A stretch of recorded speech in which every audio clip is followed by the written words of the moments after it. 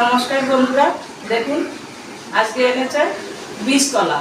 এই কলা দিয়ে আর চিংড়ি মাছ দিয়ে আমি আজকে রান্না করছি। কিভাবে রান্না করি দেখুন। এবার আমি এগুলো কাটছি। আমি এই যে জলের মধ্যে একটু হলুদ দিয়ে রেখেছি, কলা তো কলাটা জলে হলুদ দিয়ে রাখলে তাহলে একটু কষ্টটা কম হয়।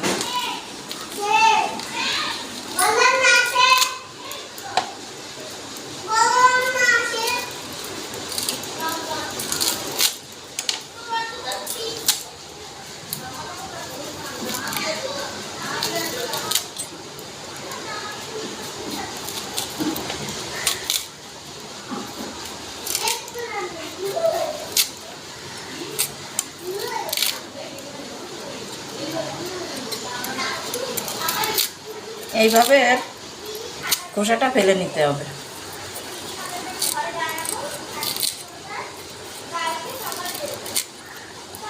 দেখুন আমি কিভাবে কাটছি। এর দানাগুলো যেন দেখেন, এর মধ্যে দানা ভর্তি, এর দানাগুলো যেন না কাটে। আমার কাকা বলতো বীজ কলা কাটতে গেলে মাধ্যমিক পাস করা লাগে।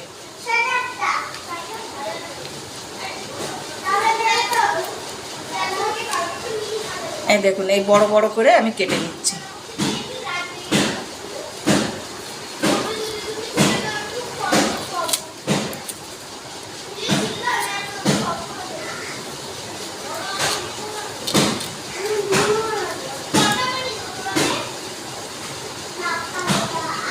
দেখুন আমার কিন্তু কাটেনি একটাও। আমি গ্যাস ধরিয়ে কড়াইটা বসিয়ে দিয়েছি।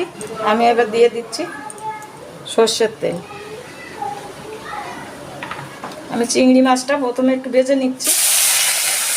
আগেই নুন হলুদ মেখে রেখেছি।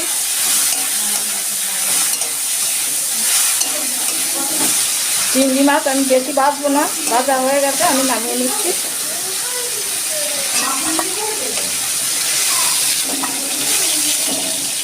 আমি কটা আলু, 4-5টা আলু, ছোটো ছোটো আলু আমি কেটে নিয়েছি। আমি আলুটা ভেজে নিচ্ছি।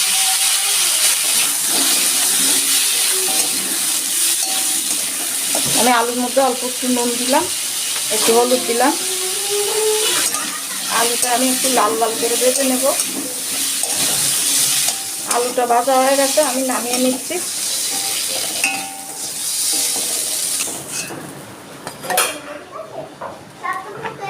আমার তেল গরম হয়ে গেছে, আমি দিচ্ছি কয়টা সাদা জিরে। জিরেটা আমি তুলে নেব।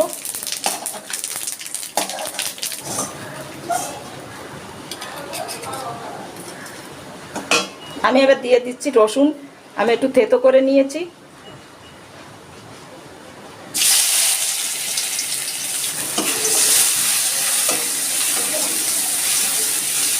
রসুনটা ভাজা ভাজা হয়ে গেছে, আমি এর মধ্যে একটু জল দিয়ে দিচ্ছি। এবার দিচ্ছি আমি একটু জিরে গুঁড়ো, দিচ্ছি অল্প একটু ধনে গুঁড়ো, দিচ্ছি হলুদ গুঁড়ো।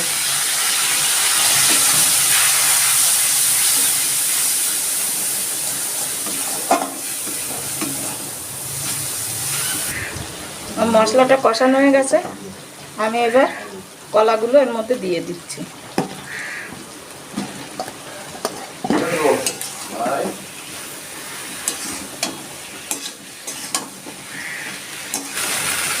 আমি এবার চিংড়ি মাছ আর আলুটা দিয়ে দিচ্ছি।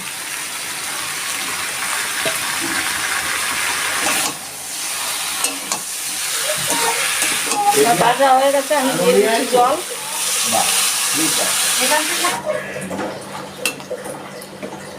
আমি দিয়ে দিচ্ছি 4টে কাঁচা লঙ্কা, লাল লাল লঙ্কা একটু ফেড়ে নিয়েছি, ফেড়ে দিয়ে দিলাম। দিয়ে দিচ্ছি আমি এবার স্বাদ মতো নুন।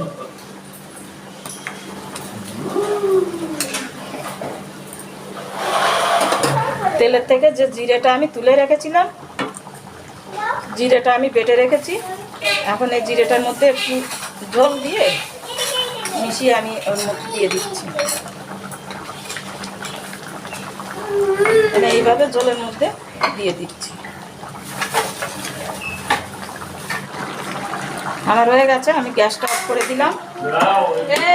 দেখুন আমি এই যে যেভাবে রান্না করলাম আপনারা এইভাবে রান্না করে এই কলাটা খেয়ে দেখবেন। এই কলাটা খাওয়া উপকারও আছে আর খেতেও খুব ভালো লাগে।